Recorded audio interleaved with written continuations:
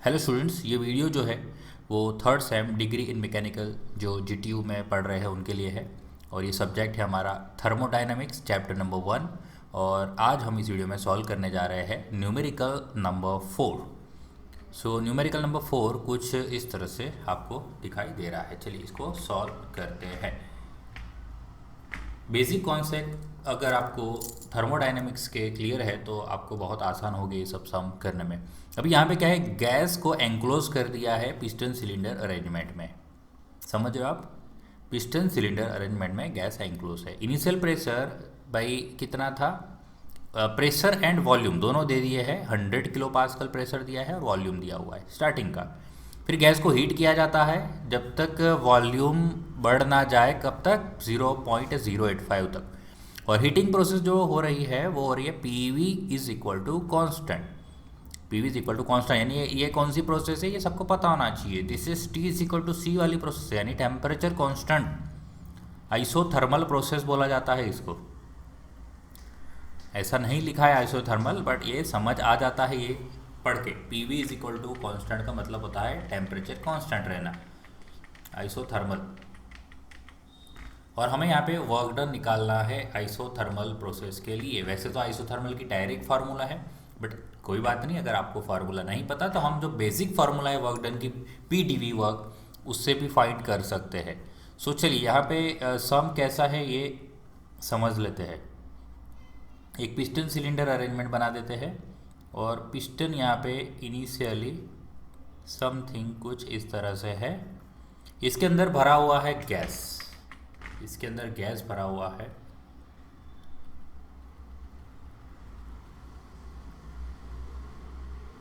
So this is condition number 1। इसका pressure P1 given है 100 kilo pascal.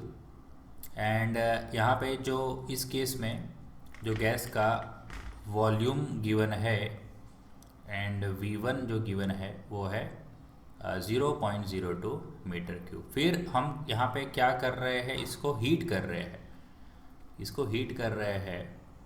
Okay, so heat करने से क्या हो जाता है, पिस्टन जो है उसकी पिस्टन एक्सपांड होता है, बराबर। पिस्टन एक्सपांड होता है। यहाँ पे थोड़ा एक ऐसा बना देते हैं। तो मान लेते हैं पिस्टन कुछ यहाँ गया ऐसा, उसकी फाइनल पोजीशन पे। अभी हम फाइनल पोजीशन लेते हैं, सेकंड पोजीशन।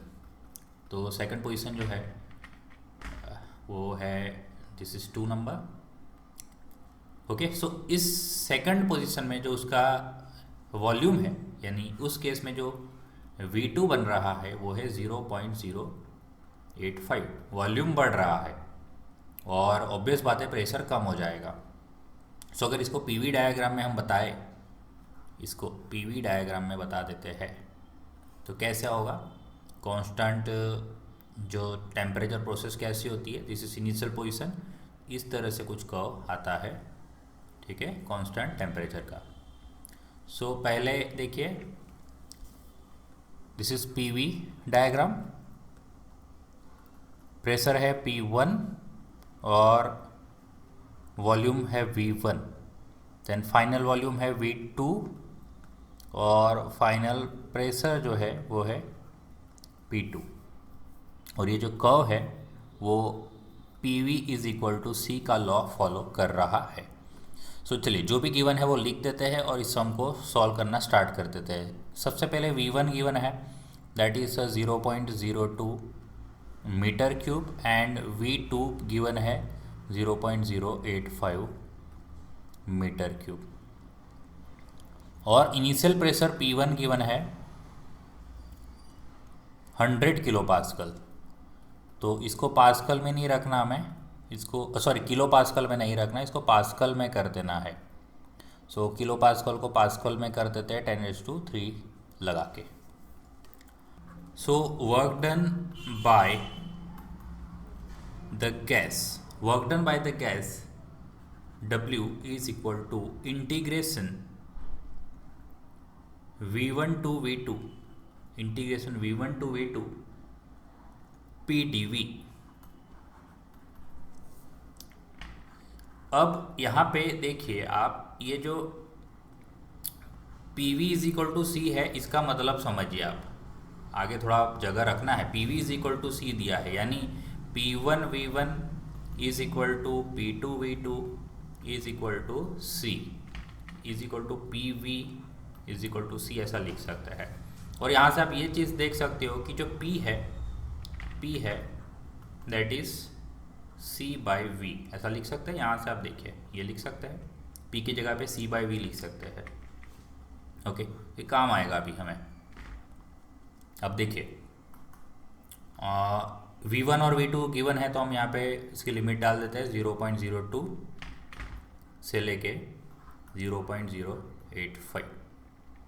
या तो अभी V1 रखना है क्योंकि अभी हमें थोड़ा बहुत सॉल्व करना पड़ेगा। P के जगह हमें क्या रखना है, देखिए ये C बाई वी और dv। अब चलिए C कांस्टेंट है जिसको हम बाहर निकाल देते हैं, तो C बाहर निकाल दिया और हमारे पास इंटीग्रेशन है। लिमिट हम बाद में डालते, चलिए काम करिए लिमिट, क्योंकि पॉइंट में दिया है ना, तो इसीलिए पॉइंट में नहीं देते तो हमें लिखना आसान हो जाता। v1 टू v2, कभी कभी कोई क्या करता है इंटीग्रेशन एंड तक ले जाते हैं और लास्ट में लिमिट लगाते हैं, ठीक है, कि तब तक लिमिट का एक्चुअली काम होता नहीं है। सो लिमिट आप नहीं लगाओगे, एंड में लगाओगे तो भी चलेगा, ठीक है। सो यहाँ पे c बाहर निकल चुका है, dv बाई वी। सो सभी को पता है कि 1/v का इंटीग्रेशन जो होता है, जैसे कि 1/x dx का इंटीग्रेशन होता है ln x, okay, ln x इसका इंटीग्रेशन होता है। सो इस हिसाब से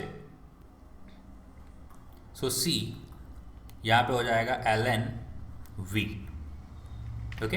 अब हम लिमिट लगा देते हैं भाई, लिमिट लगा देते हैं v1 v2, चलिए सारे में लगा ही देते हैं भाई, आधे में लगाना आधे में नहीं लगाना वो भी अच्छा नहीं लग रहा। सो चलिए ये फाइनल है। देन C के जगह पे मैं क्या रख सकता हूँ, यहाँ पे देखिए, अब C का मैंने पहले से आंसर लगा रखा है। P1 V1 भी लिख सकते हो आप, P2 V2 भी लिख सकते हो, PV, बट मैं ये यूज़ करूँगा क्योंकि मेरे पास उन दोनों की वैल्यू है, P1 भी है V1 भी है। तो C मैं यहाँ लगा देता हूँ P1 V1 और यहाँ पे upper limit minus lower limit कर देते हैं, ln V2 minus ln V1। चलिए अभी P1 रखने की बारी। P1 है 100 इंटू 10⁻³ V1 है हमारे पास 0.02, देखिए दिख रहा है 0.02 ln V2 है हमारा 0.085 माइनस ln हमारे पास है 0.02। इसको आप ln V2 बाई V1 भी कर सकते हो, ठीक है। इसको अगर आप किसी की इच्छा है कि भाई जिससे सब्ट्रैक्शन होता है लॉग के बीच में, तो ऐसा हो जाता है V2 बाई V1, ऐसे भी कर सकते हैं। और जैसे मैंने लिखा है वैसे भी कर सकते हैं, आंसर तो भाई सेम ही आने हैं, ठीक है। चलिए इसको कैलकुलेट करते हैं और आंसर देखते हैं कितना आ रहा है। सो आंसर आ रहा है 2893.837, किस में आएगा, जूल में आएगा। तो इसको हम बना देते हैं किलो जूल। देखिए ये आ गया हमारा वर्क डन। आसान है सब, थोड़ा बहुत इंटीग्रेशन हमें पता होना चाहिए। सो चलिए ये एक चीज़ याद रख सकते हो, लॉग पढ़े थे, लॉगरिथम पढ़े थे, इसमें ये सब सीखा था हमने, बराबर। सो वर्क डन आ चुका है हमारा, ये भी बेसिक फार्मूला है इंटीग्रेशन की।